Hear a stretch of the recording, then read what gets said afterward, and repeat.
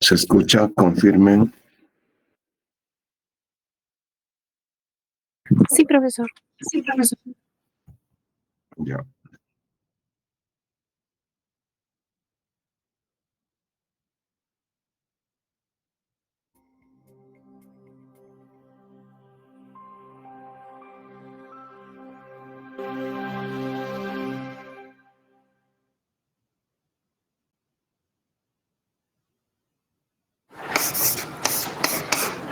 Hoy vamos a hablar sobre la estabilidad de precios. La estabilidad de precios, según el Consejo de Gobierno del Banco Central Europeo, consiste en un incremento interanual del índice armonizado de precios de consumo para el conjunto de la zona del euro inferior al 2%. Por favor, ¿podría explicárnoslo con palabras más sencillas? Bien, imaginemos una cesta de la compra llena de diversos productos, como pan, tomates, leche o bien zapatos u ordenadores. El precio de esta cesta de bienes se controla periódicamente y se calcula cuánto ha aumentado o, en muy contadas ocasiones, disminuido respecto al año pasado. Mirad, si el aumento es inferior al 2%, se considera que hay estabilidad de precios. ¿Se entiende mejor así? Bueno, empecemos por el principio. ¿Por qué existe el dinero? Si el dinero no existiese, ¿cómo pagaría el panadero por un corte de pelo? Tendría que recurrir al trueque y ofrecerle pan. Pero, ¿qué sucedería si el peluquero no quisiera pan? ¿Cómo cobraría por su trabajo? Todo sería muy complicado. Por eso se inventó el dinero, para facilitar los intercambios. Pero recordemos que el dinero no siempre ha mantenido su valor. Ha habido periodos en los que los precios se disparaban.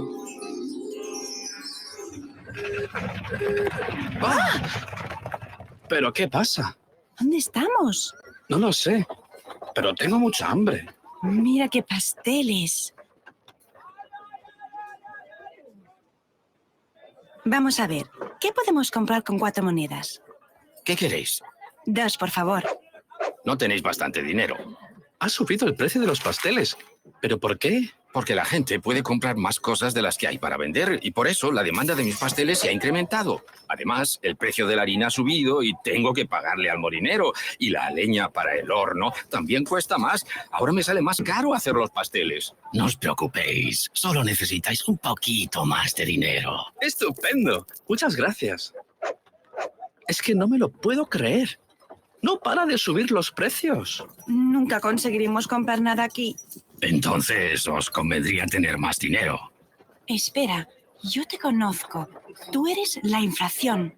¡Felicidades! Has acertado. Y como premio por ser tan lista, le daré unas moneditas a todo el mundo. ¡No! ¡Estate quieto! ¡Wow! ¡Esto es genial! ¡No! ¿Pero qué estás diciendo? Si hay demasiado dinero para el mismo número de productos, los precios se disparan y el dinero pierde su valor. Mirad lo que me pide por esto. Está más caro que hace un mes. Antes podía permitírmelo, pero ahora no. Los precios suben sin parar, pero mi pensión no. Y mis ahorros valen cada día menos. Siempre son los más pobres los que sufren en tiempos como estos. Entonces, esto es lo que significa la inflación. Y una vez que empieza, no se le para así como así. Mira, vuelve a la carga. Vámonos de aquí.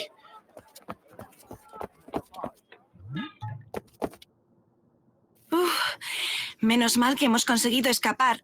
Me pregunto, ¿quién se encarga de vigilar la inflación hoy en día? ¿No dijo la profesora algo del Banco Central Europeo y de la estabilidad de precios? Sí. A ver si podemos enterarnos de algo más. Mira dónde estamos. Disculpe, ¿es verdad que su trabajo es mantener la estabilidad de precios? ¿Cómo lo hacen? ¿Puedo ayudaros? Bien, ¿en qué puedo ayudaros? Bueno, es que acabamos de ver al monstruo de la inflación y el daño que causa. ¿Son ustedes los que se ocupan de impedirlo? El monstruo de la inflación. Sí, estaba justo... Ah, ¿te refieres a esto? ¿Ese es el monstruo de la inflación? Pero si es diminuto. Claro, porque nuestro trabajo es mantener los precios estables. Nuestro objetivo es mantener la inflación en un nivel inferior, aunque próximo al 2% a medio plazo. ¿Y cómo lo hacen? Vemos si existen riesgos para la estabilidad de precios. Llevamos a cabo dos tipos de análisis. En primer lugar, observamos diversos factores como el crecimiento económico y los precios del petróleo, que podrían causar un incremento de los precios a corto plazo. Y en segundo lugar, observamos la cantidad de dinero que circula en la economía, porque si hay demasiado, los precios podrían aumentar a medio o a largo plazo. ¿Y por qué? En todos los periodos en los que la inflación ha sido elevada, ha habido un exceso de dinero en circulación. Si hay demasiado dinero para comprar unos pocos bienes, existe el riesgo de que aumente la inflación. Es como si todo el mundo quisiera comprar los mismos pasteles en el mercado. Pero la inflación se produce únicamente si hay una subida general de los precios, no solo de los pasteles, sino de todos los bienes y servicios. ¿Pero qué pueden hacer ustedes? ¿Pueden impedir que el panadero suba los precios de sus productos? No, no podemos, pero fijamos el tipo de interés. Os lo explicaré mejor. Si os dan un préstamo para comprar, por ejemplo, un coche o una nevera nueva, tendréis que pagar intereses, que se calculan a partir del tipo de interés. Dicho de otra forma, el tipo de interés es el precio del dinero. Cuanto más alto sea el precio del dinero o el tipo de interés, más baja será la demanda de dinero. Es menos probable que la gente pida un préstamo si tiene que pagar demasiado. Exactamente. Por eso nuestro trabajo es fijar el nivel de los tipos de interés. Para asegurarse de que los precios se mantengan siempre estables. Así es. Y si los precios se mantienen estables, se genera confianza. Ahorrar e invertir es más fácil. Si vais de compras dentro de unos meses, las cosas costarán más o menos lo mismo que ahora. Además, las empresas invertirán más, lo que contribuye al crecimiento de la economía y a la creación de puestos de trabajo. Y eso hace que un país sea más rico. El crecimiento de este monstruito puede causar graves problemas a la economía y también puede hacer que la gente pierda la confianza en su moneda. Por eso los que trabajamos en el Banco Central Europeo y en el Eurosistema nos tomamos tan en serio nuestra misión. ¿El eurosistema? El Eurosistema está formado por el Banco Central Europeo y los bancos centrales nacionales de los países de la zona del euro. Pero además vigilamos también otras cosas. ¿De verdad? Sí, mirad, os presento a la deflación. ¿Y eso qué es? La deflación es un descenso general de los precios. Pues qué bien. En realidad no. Al igual que la inflación puede ser perjudicial para la economía. Por ejemplo, si todos los precios bajasen continuamente, esperaríais un tiempo para comprar las cosas pensando que dentro de una semana costarían menos y que dentro de un mes estarían aún más baratas. Por la misma razón, las empresas podrían decidir retrasar sus inversiones y eso sería malo para la economía. Estas criaturitas son bastante dañinas. Pues sí. Entonces, ¿cuál es el objetivo primordial del Banco Central Europeo y del Eurosistema? ¡Ah! Sí, Mantener la estabilidad de precios. bien. Y luchar contra el monstruo de la inflación. Bueno, supongo que se puede describir así. ¡Bien!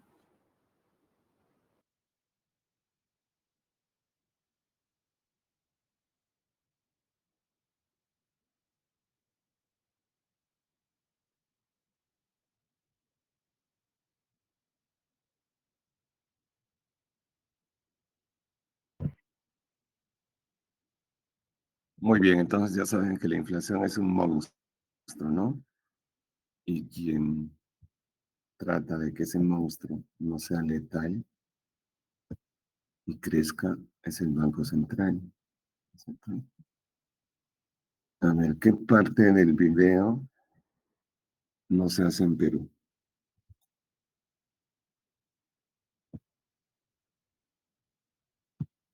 A ver, Andrea. Andrea, a ver, ¿qué, qué parte del video crees que no sé, el BCR no hace en Perú, ¿no?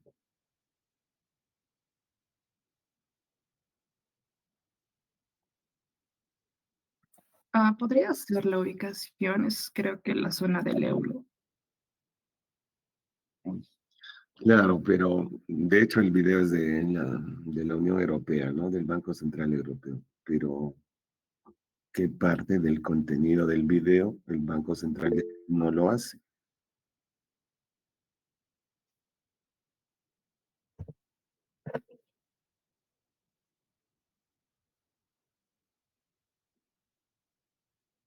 A ver, Edu.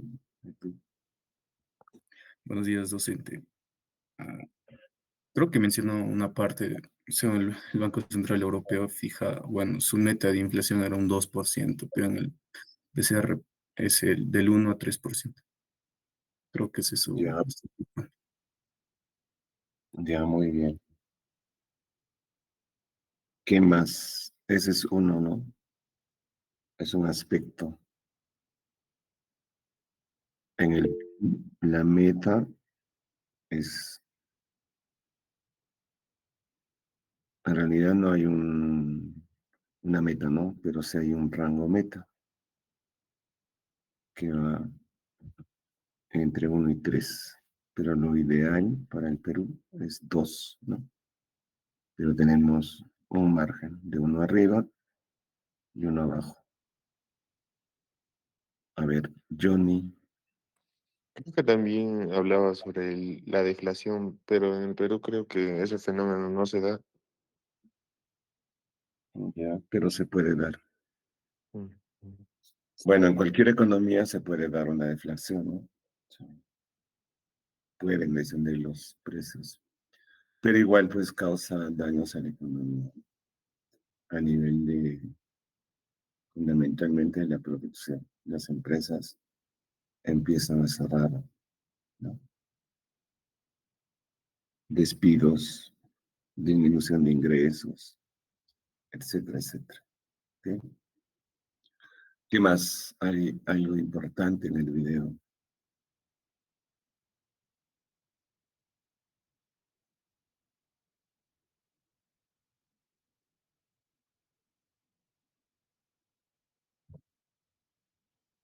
A ver, Brigitte,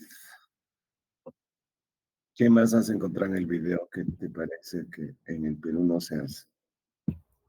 Eh, Tal vez que no formamos parte del sistema europeo de Banco Central, sino que nuestro Banco Central es autónomo. Ya,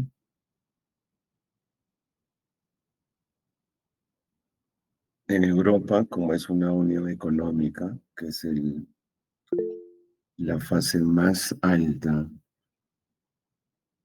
de lo que es la integración económica, o sea, una unión económica, los países miembros ya no tienen BCRs, ¿no? Tienen un banco central que une a todos los países, ¿no? Por eso se llama Banco Central Europeo, ¿listo? Y de hecho que son autónomos, ¿no? Pero ya no son bancos centrales que diseñan sus políticas monetarias, porque este Banco Central diseña todas las políticas monetarias de toda la Unión. A ver, mi lady. Sí, profesor, también la supervisión, por ejemplo, de la banca. Por ejemplo, el BCE va a supervisar directamente a los principales bancos de la zona euro, mientras que el BCRP solo no va a supervisar bancos, o sea, solo la única función en Perú la cumple la SBS, la Superintendencia de Bancos y Seguros. Ya, muy bien. Mm. Si bien es cierto que en el video no se aprecia, pero cada país, por ejemplo España, tienen sus reguladores financieros, que regulan el accionar de sus intermediarios financieros. ¿Sí? Es como en Perú, ¿no? El Banco Central coordina con la SBS, pero directamente la SBS no, o perdón, el BCR no regula los bancos.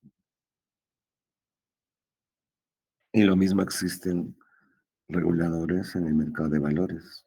O sea, todos los países en el mundo tienen un regulador de intermediación directa y un regulador de la intermediación indirecta. Los BCRs no pueden ser juez y parte. Entonces, el sistema financiero en un país donde el BCR hace todo, no se abastece, no es eficiente. ¿Vale? Ya, pero todavía falta algo que han visto en el video.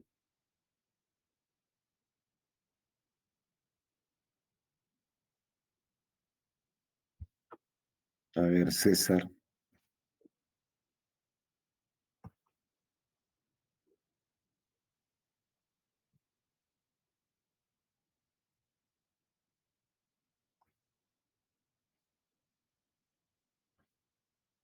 César.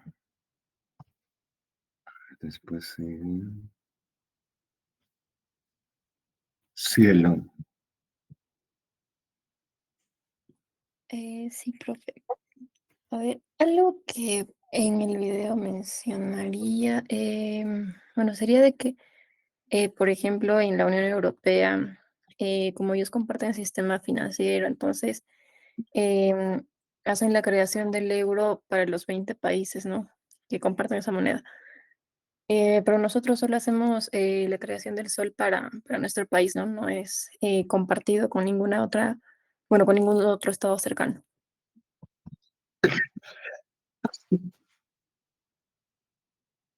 Ya, efectivamente, pero sigue faltando algo. David.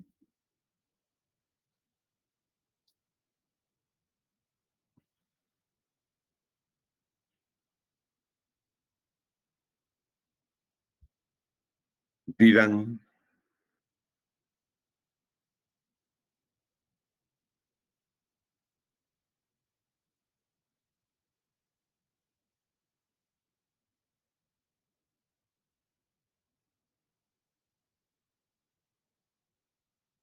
mm, Jaciel. Presente, profesor. A ver, Jaciel, ¿tú qué nos dices?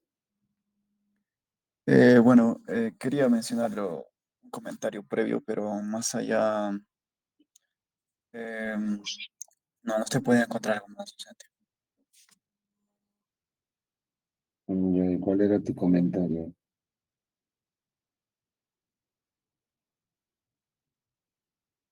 Disculpe, profesor, me estaban llamando. El comentario previo que mencionaron sobre que, bueno, el Banco Central, bueno, desagregando sus funciones, ¿no? Haciendo la comparación con el de la zona euro. Pero más allá de ello, estoy tratando de encontrar uno y no estoy viendo. Ya. A ver, de los 37 que somos en la clase, ¿alguien que ha visto el detalle del video que nuestro BCR no hace?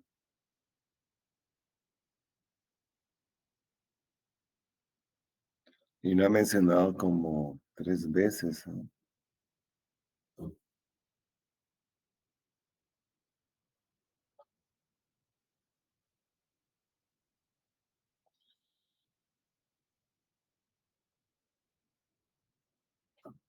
Y por eso tienen que estar atentos siempre a los videos. En las lecturas es lo mismo. A ver. ¿El Banco Central de Perú fija las tasas de interés? No, la tasa de interés de referencia. ¿Y qué dice en el video? Ah, sí, eso era. Esa es la diferencia, ¿no? Claro, la Unión Europea pues es un conjunto de 32 países, ¿no? La zona euro son 12. Entonces, ahí sí se puede fijar las tasas de interés. Fundamentalmente de corto plazo, ¿no? En cambio, en el caso de Perú, el Banco Central no fija las tasas de interés, eso ya lo hemos visto. Lo que sí fija es la tasa de interés de referencia. Obviamente, la tasa de interés de referencia no está dirigida pues para que el banco o los bancos lo fijen en esa proporción, ¿no? Pero sí marca la pauta, marca la referencia, el camino, la vía, ¿no? La tasa de interés de referencia es como una veleta, es una señal. Entonces, si el Banco Central aumenta la tasa de interés de referencia, los bancos, los intermediarios financieros, aumentarán sus tasas de interés en esa dirección, ¿no? Igual, si baja, el sistema financiero va a bajar, ¿no? ¿En cuánto está nuestra tasa de interés ahora de referencia?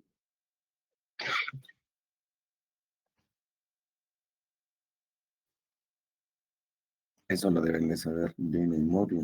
¿Cuánto está? 4.25%. 4.25.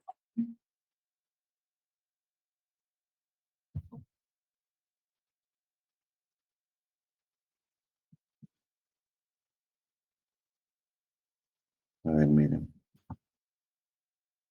Efectivamente, está 4.25. A ver, a ver.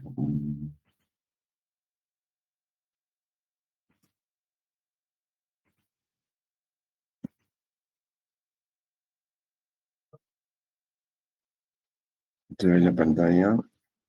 Sí, docente. Ya miren. En la página del Banco Central aparecen pues, los datos principales, ¿no? La inflación en los últimos 12 meses, o sea, octubre. Y miren, acá está la tasa de interés de referencia. De octubre del 2024 al 2025 ha ido disminuyendo la tasa de interés, ¿no? De referencia. Pero miren, esto es atípico, ¿no? ¿Por qué? Porque la tasa de interés de referencia en una economía normal no se mueve generalmente en el año, ¿no? O si se mueve, se hace en función de lo que dice la FED, ¿no? Entonces la FED se reúne 2 veces por año y nuestro Banco Central se reúne 4 por año. Pero miren, es cada mes,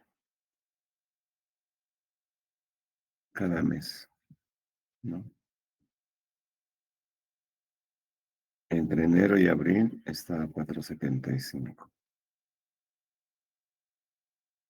Mayo a octubre ha bajado. Bueno, en realidad este año se ha bajado pues 50 puntos, ¿no? El nivel de la tasa de interés de referencia de nuestro país es 2%. ¿Ok?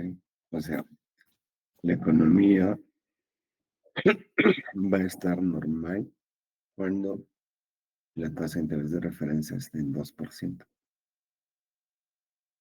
Entonces uno puede decir, ¿no?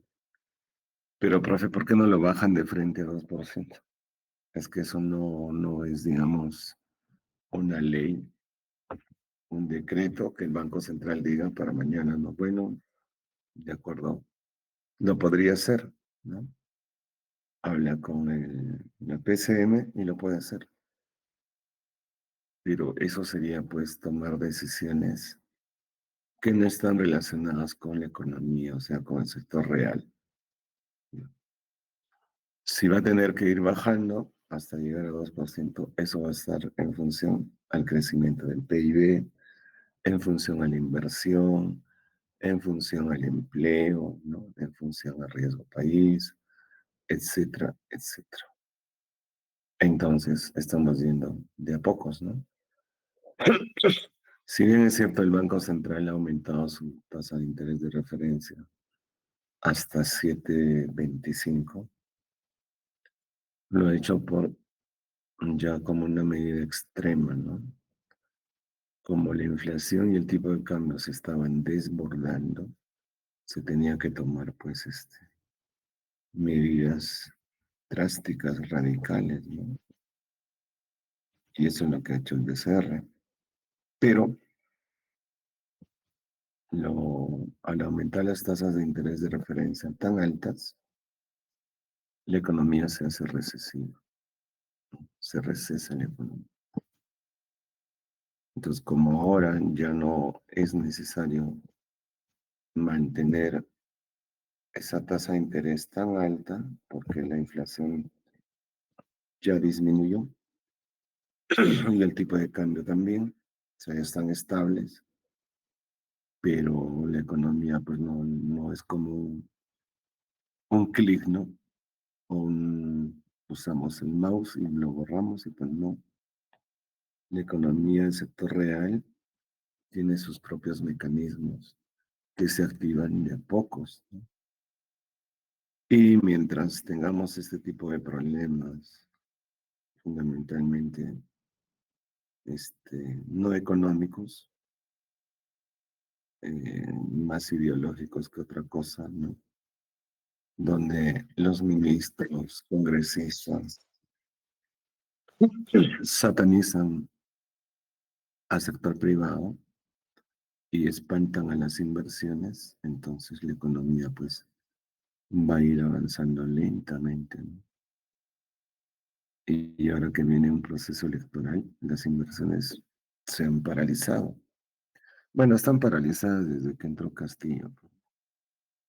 Entonces, cualquier inversionista en el mundo va a decir, bueno, Perú está entrando en un proceso electoral, la cosa está incierta, entonces vámonos a Colombia, a Ecuador, a Argentina, Bolivia, que entra un gobierno de derecha, entonces cualquier inversionista va a buscar pues las condiciones necesarias, sobre todo de seguridad, ¿no?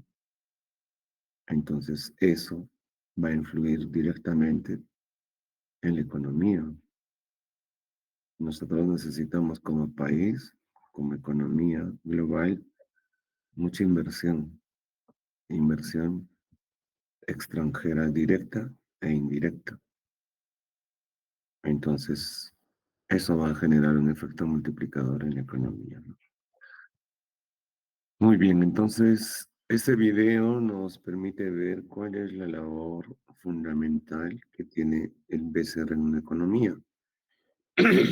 Y eso está ligado con la oferta de dinero, pues, ¿no? Entonces, habían mencionado en las clases anteriores que el BCR en Perú tiene un solo objetivo, ¿no? Y por eso, o ahí radica su éxito. ¿Cuál es ese objetivo?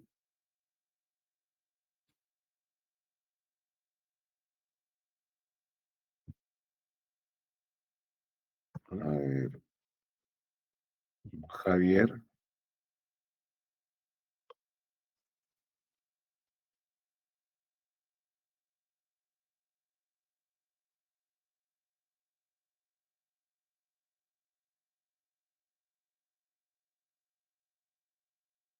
Jesús.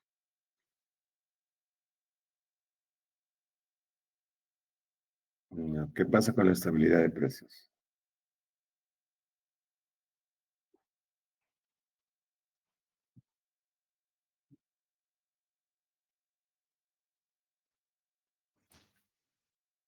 Ya. ¿Tú qué dices, John? Sí, profe, sobre la estabilidad de precios también. Ya, ¿cuál es el objetivo del BCR? La estabilidad monetaria que tienen en el país. Ya, muy bien. Entonces, no se olviden, el BCR tiene un solo objetivo, preservar la estabilidad monetaria. Y tiene muchas funciones, ¿no? Entre ellas, regular la cantidad de dinero, o sea, emitir dinero, ¿no? Gestionar las reservas internacionales netas, informar al país sobre las finanzas que tiene, bueno, valga la redundancia, nuestro país, ¿no? Entre otras como operaciones en ventanilla, etcétera, etcétera. ¿Ok? Entonces, cuando hablamos de oferta de dinero, tenemos que hablar de la liquidez del sistema, los agregados monetarios, los activos más líquidos, que eso ya lo hemos visto. ¿Ok? Entonces, si hablamos desde el punto de vista conceptual, la oferta de dinero es pues la cantidad que administra, gestiona el Banco Central en la economía, ¿no? Como ofertante, como el proveedor de estos activos. Pero si hablamos de qué está compuesta o cómo está compuesta la oferta de dinero, ahí podemos afirmar que está compuesta por la emisión primaria y la creación secundaria del dinero. ¿Ok? Esa es la oferta o es la composición de la oferta de dinero. Johnny, ¿quién hace la emisión primaria?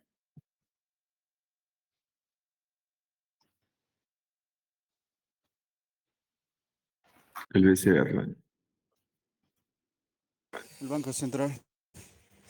Ya. ¿Y quién hace la creación secundaria?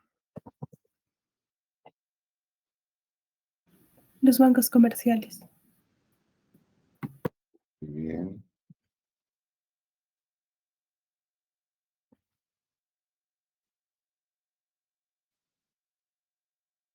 Entonces, vemos que para que la oferta de dinero esté, digamos, en un nivel adecuado, tiene que haber emisiones y solo a través de esas emisiones, obviamente tienen que ser orgánicas, ¿no? La creación secundaria va a ser posible. Si no hay emisiones secundarias, o primarias, perdón, no va a haber creación secundaria, ¿ok? Entonces, para que la economía se dinamice, ¿no? Tiene que haber un adecuado nivel de liquidez en el sistema. Y la liquidez está compuesta. ¿Qué está compuesta? Eso ya lo hemos visto también. Billetes y monedas. Ya, ¿qué más?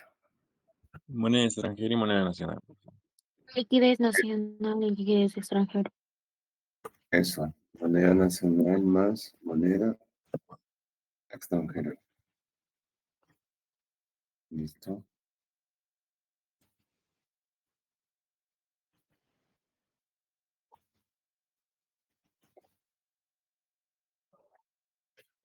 La moneda nacional está en función de nuestro PIB. ¿Ok? Por eso se dice emisión orgánica. ¿Vale?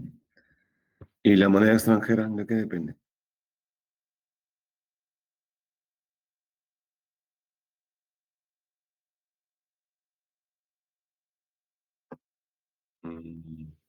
Jocelyn, ¿Tipo de cambio?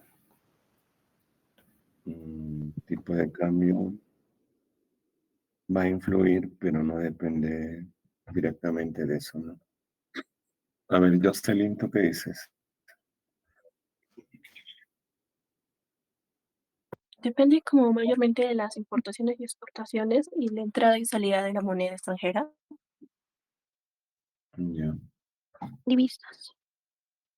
ya. Pero ¿de qué depende, aparte de del comercio exterior, que hayan divisas, moneda extranjera? Sí, la balanza comercial es importante, ¿no? Pero no es que, digamos, las exportaciones o importaciones sean diario, ¿no? Commodities. ¿Confianza en la moneda?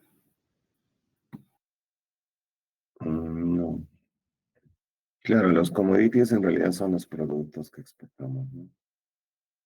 Pero a ver, lo que les decía hace un momento, ¿qué necesitamos para crecer?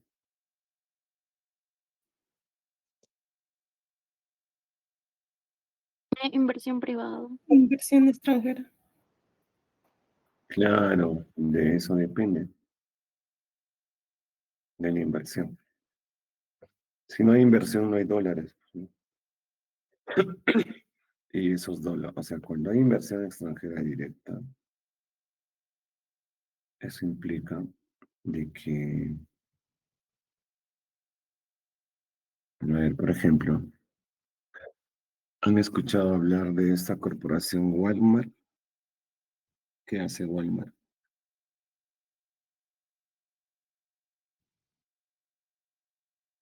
¿Se escucharon alguna vez, no?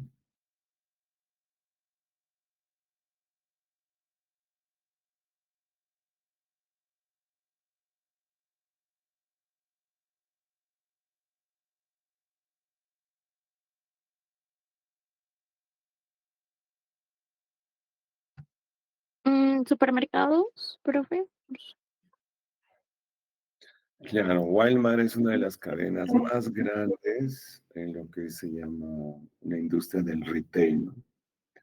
Entonces, Walmart es mucho más grande que Saga, Ripley, Real Plaza. Es gigante. Es venta por departamentos. O sea, viene Walmart y van a venir miles de marcas que nunca han llegado acá. Y donde ofrecen todo, pues, ¿no? Entonces, Walmart iba a llegar a Perú. Ya estaba listo, ¿no? Que llegue una empresa de esas características no va a llegar por un mes. Va a llegar por lo menos mínimo 50 años, ¿no? ¿Por qué? Porque tiene que construir una infraestructura gigantesca y eso no lo va a llevar mañana, pues, ¿no? Se tardará un año, 2 años en construirlas. Pero las operaciones van a durar por lo menos, como les digo, 50 años, ¿no? Porque hay pues retornos ahí que ver. Entonces, las inversiones para este tipo de empresas son constantes, necesitan dólares, ¿no? Y vienen del extranjero. Y esos dólares son constantes mientras estén las operaciones en Perú, ¿no? Y eso nos falta, no tenemos eso, no hay nuevas inversiones. Uno puede decir, pero profe, el puerto de Chancay, ¿recuerdan que el puerto de Chancay todo el mundo estaba hablando, ahora nadie habla? ¿No? Porque no es que el puerto de Chancay era la solución de la economía del país, no, en absoluto. Sí favorece a los que importan y a los que exportan. Indirectamente al consumidor, ¿no? Porque de hecho van a llegar productos a Perú a través de ese puerto. Pero la mayoría de productos que llegan son para Chile, Colombia, Brasil, Argentina. Entonces es una pequeña parte de lo que es la economía, ¿no? Pero imagínense si se estaría construyendo 2 puertos al estilo de Chancay en toda la costa de Perú. Eso ya es otra cosa, ¿no? Que se esté construyendo, no sé, centros comerciales como Walmart, ¿no? Que hayan empresas de transporte, que se estén haciendo concesiones mineras, porque el Perú es un país privilegiado con recursos, con minerales, ¿no? Y tenemos como 20 bandas en todo el país, que por cuestiones ideológicas no se van a explotar, ¿no? Vamos a estar ya muy viejitos y vamos a seguir en la misma danza. Por ideología no vamos a poder explotar esos recursos. Pues un país tiene que explotarlos, ¿no? Si los países europeos son tan exitosos es porque tienen minas de carbón y gas, ¿no? Y petróleo también, al menos los países escandinavos, y son los países más desarrollados. ¿Cierto? Hay una relación directa. Recursos, desarrollo, ¿no? Es como en los juegos del internet, ¿eh? Por ejemplo, en Dota. Tienes que tener minerales para ser poderoso, ¿no? En cualquier juego de estrategia te dicen recursos. Si no tienes recursos, no tienes armas, no tienes fortalezas, ¿no? Poder.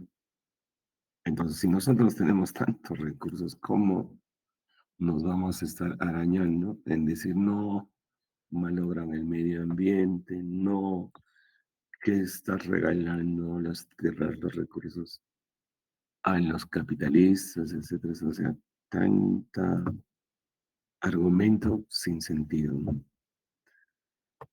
Entonces, si esta liquidez está o es la que el mercado necesita, la economía va a ir muy bien. No va a ser necesario aumentar las tasas de interés, al contrario, van a tener que bajar. Y la economía se hace potente, pues, ¿no? Y la gente, de hecho, mejora su bienestar. Si el Perú es el cuarto país más poderoso económicamente en América, no ha caído del cielo. No es que se ha formado con un clic y ya, no. Ha sido todo un proceso que se inició en los 90. Y pretender decir que nuestra economía está mal, etcétera, etcétera, hay que cambiar la constitución, ya hay todo el rollo que saben, ¿no? Totalmente absurdo. Nuestro país es otro, de aquel que quiera desestabilizar, eh, generando pánico de todo tipo, simplemente lo hace por otros intereses. Lo que el país necesita es una estabilidad jurídica, que se respete la institucionalidad, ¿no? Entonces, si se respeta eso, es decir, los contratos, los inversionistas van a venir a Perú, ¿no es cierto? Pero si entra un Bellido, por ejemplo, ¿qué ha hecho Bellido cuando entró de congresista? El primer ministro, ¿no? Imagínense. Vamos a revisar todos los contratos. No vamos a permitir que entre una empresa más. Mucho más allá. No vamos a permitir que hayan exportaciones ni importaciones. El Perú puede crecer fácilmente. O sea, ¿cómo alguien puede hablar de temas que no conoce? Y miren los resultados, ¿no? O sea, la economía sí cayó por ese tipo de decisiones, ¿no? Entonces, o sea, miren, hasta en los médicos, ¿no? Un médico, un traumatólogo, no puede operar los ojos, porque no es su especialidad, ¿no? Un oftalmólogo no va a poder operar, pues, la rotura del tobillo, ni hablar, ¿no? Pero acá todo el mundo quiere ser economista, y ni siquiera los que... Y por eso las decisiones están mal, ¿no? O sea, no hacemos una cosa por otra. Pero si todo estaría encajado, cada uno en su lugar, el país sería otro, ¿no? Miren, si se va a presentar la hija de Susy Díaz como congresista, claro, la ley lo permite, o sea, no hay ningún problema, cualquiera se puede presentar. Pero ya te estás dando cuenta de que el futuro, el destino del país va a caer nuevamente en manos de este tipo de personas que no están preparadas, ¿no? Entonces, ahí sí debería de haber un cambio, una reforma, y mínimo los que tienen que ser congresistas y o ministros, o sea, los que toman decisiones, tienen que por lo menos tener una carrera profesional, ser profesionales y mínimo una especialidad en gestión pública, porque lo que van a hacer es gestión pública, ¿no? Entonces, pero si entra cualquiera que no sabe, ya esos son los resultados. No, no podemos hacer lo que a nosotros nos dé o nos da la gana en función de ideologías, ¿no? O sea, eso nos va a demorar un montón. Si el Banco Central es la mejor institución, es el pilar, es el muro, es la fortaleza de nuestra economía, es porque es autónomo, ¿no? Y porque está la gente capaz. Y ahora imagínense si cada institución del Estado estaría con gente capaz, la economía sería otra, ¿no? Y si los profesores desde el colegio tendrían otra visión y no ideológica, entonces imagínense cómo sería el país. Pero si el profesor de primaria, de inicial, es un profesor que no está informado cómo funciona la economía, menos cómo funciona el sistema financiero, pero sí mete en la cabeza a los niños de que la izquierda, ¿no? Que los pobres, que los ricos, que las empresas no deben explotar. Entonces, el niño crece con ese chip y va a ser difícil cambiarle. Por más que lo vean, por más que digan, sí, es cierto, no, estoy en contra de los capitalistas. Y es un problema, pues. Entonces, vayamos a lo que hace el Banco Central. Entonces, lo que el Banco Central hace es, es como el cerebro, ¿no? De una computadora, es como el motor de una nave. Si el motor, el cerebro funciona muy bien, el resto funciona muy bien, pues no jala, ¿ok? Entonces, lo que trata de hacer el BCR a través de la estabilidad de precios con metas explícitas de inflación es dirigir a la economía por el rumbo del crecimiento. Y hay un efecto, ya lo vamos a ver en los mecanismos de transmisión de la política monetaria. El BCR lo que trata de hacer es un círculo virtuoso, ¿ok? Y ese círculo virtuoso termina y comienza a la vez con el crecimiento del PIB, ¿no? Cuando el PIB crece, el Banco Central tiene que emitir, ¿vale? Entonces, proporcionalmente va a ser, o va a tomar esas decisiones y los bancos, los intermediarios financieros, hacen su labor, ¿no? Como ya lo habíamos visto en clases anteriores acá. Si la economía crece, ¿no?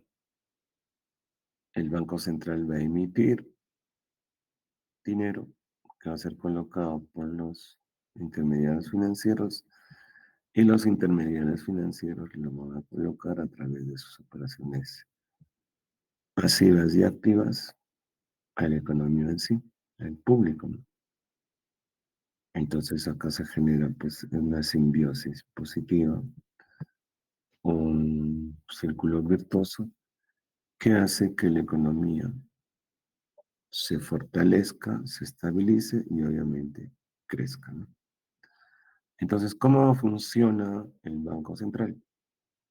El Banco Central tiene sus activos y tiene sus pasivos, ¿ok? En términos generales, a ver, Junior, ¿qué cosa es un pasivo?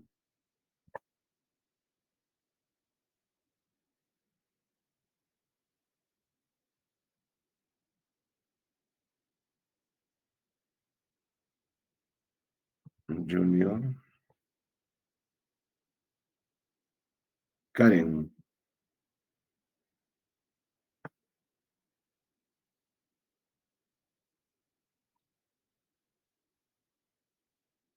Una deuda. ya. ¿Deuda con quién, por ejemplo?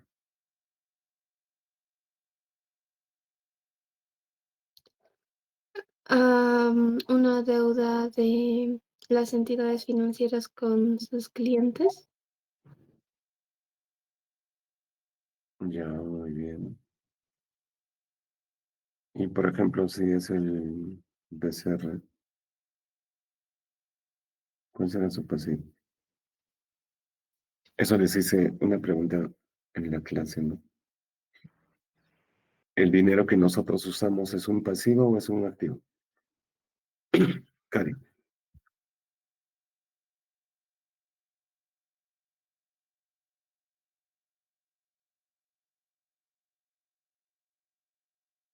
Sería un pasivo con el BCR. Ya, ¿por qué es un pasivo? Porque el dinero que usamos lo emite el BCR. Ya, pero ¿por qué es un pasivo?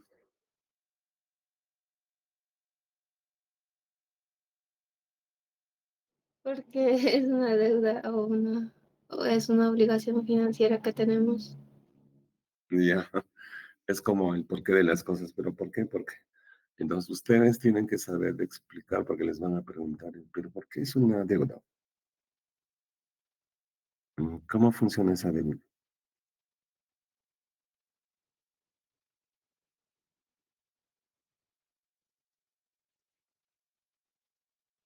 ¿Por qué valen los 100 soles que tenemos en la mano? Ya, la inflación está baja, profe, ya, chévere, está bien, pero ¿por qué vale? Porque puede ser usado para pagar bienes y servicios. Ya, pero igual todavía no se entiende por qué vale. O sea, ¿por qué tiene un valor? Porque tiene un respaldo. Eso, lo pasivo, o sea, la deuda que tiene la obligación, en realidad un pasivo es una obligación, ¿no? Entonces, es porque el Banco Central, que es el Estado, ¿no? Representa al Estado, asume ese pasivo, ese respaldo, ¿no? O sea, ¿por qué valen los 100 soles? Porque el Estado está garantizando el valor de esos 100 soles. Y esa es la obligación, esa es la deuda que se tiene, ¿vale? Entonces, mientras, si el PIB va subiendo, ¿no? Nuestra economía se hace más poderosa. Por lo tanto, ese respaldo va creciendo, ¿no? Entonces, el valor de nuestra moneda se hace más fuerte en el mercado interno y en el mercado externo, ¿sí? Entonces, por ejemplo, ¿no? Mm, Una bebida, por ejemplo, una caipirinha en Brasil cuesta casi entre 10 y 20 reales, ¿ya? Que para los peruanos es más o menos 10 soles, ¿no? 15 soles. Pero antes valía el doble, el real, el doble de nuestra moneda, entonces necesitábamos el doble de unidades monetarias para comprar un mismo bien. Entonces, como nuestra moneda se ha fortalecido en los últimos meses, el poder adquisitivo es mucho mayor. Y eso es gracias a que nuestro PIB está creciendo, ¿no? Entonces se hace mucho más fuerte. Y si hablamos de los activos, estamos hablando de todo lo que posee el Banco Central, ¿no? Entonces, si hablamos de una empresa cualquiera, el activo representa todo lo que posee la empresa, ¿no? Tanto tangibles e intangibles. Por ejemplo, la marca es un intangible, es un activo. Por eso dicen, ¿no? La marca vende. O sea, es diferente usar, digamos, un polo Nike, Adidas, a usar un polo del mercado, ¿no? O sea, la marca vende, ¿no? Por eso cuesta, ¿ok? Entonces, en el caso del Banco Central, los activos están compuestos por las reservas, las RIN, pero que están en oro y obviamente en divisas. El Banco Central presta a terceros. El Banco Central presta al Estado y también emite títulos, ¿no? Entonces, de hecho que mientras más activos tiene el Banco Central, obviamente tiene más poder de crear la base monetaria, pues, o sea, emitir. Ok. Entonces, todos esos activos están en función del crecimiento de la economía. A ver, por ejemplo, ¿cuánto tenemos de reservas? ¿A cuánto llegan nuestras reservas? 80.000 millones. Ya. Y eso lo tienen en vuestro cuaderno. Cuando ustedes han hallado, han hecho la tarea, yo creo que las reservas estaban en 75, una vaina así. Ahora están llegando a 80.000 millones. Pero esos 80.000 millones no son netamente del Banco Central, ¿no? Eso implica todos los recursos financieros que están en moneda nacional y extranjera, que están en el sistema, y eso se incluye en el total de las reservas, pues, ¿no? Pero eso está en función, o sea, si los bancos y los inversionistas, etcétera, etcétera, vienen, están invirtiendo en Perú, ¿no? Hay crecimiento, más exportaciones, etcétera, etcétera. Entonces, obviamente, estos activos se incrementan y el poder de negociación que tiene nuestra moneda es mayor, ¿ok?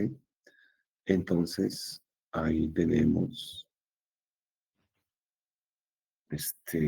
ya desmenuzando lo que son los activos y los pasivos, tenemos que los elementos que componen los activos del Banco Central es el crédito interno neto, son las reservas internacionales y son los valores financieros. ¿Ok? ¿Y cuáles son los pasivos? El circulante y más las reservas, que eso lo conocemos como base monetaria, ¿recuerdan?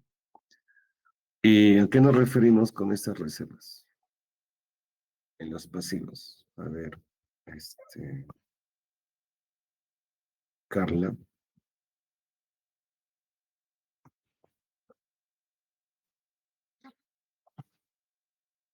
¿Qué serán esas reservas?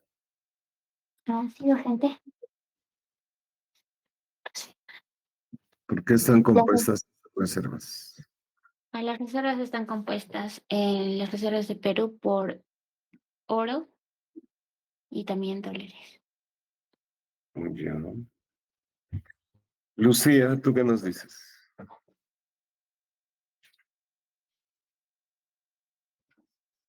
Divisas, oro monetario y también dólares. Bueno, divisas. Ya. A ver, ¿quién nos toca? Creo que nos toca. Luis. ¿Tú qué nos dices, Luis? Yo, profe. Sí. Igual, dólares, oro, no, dólares. Oro, oro.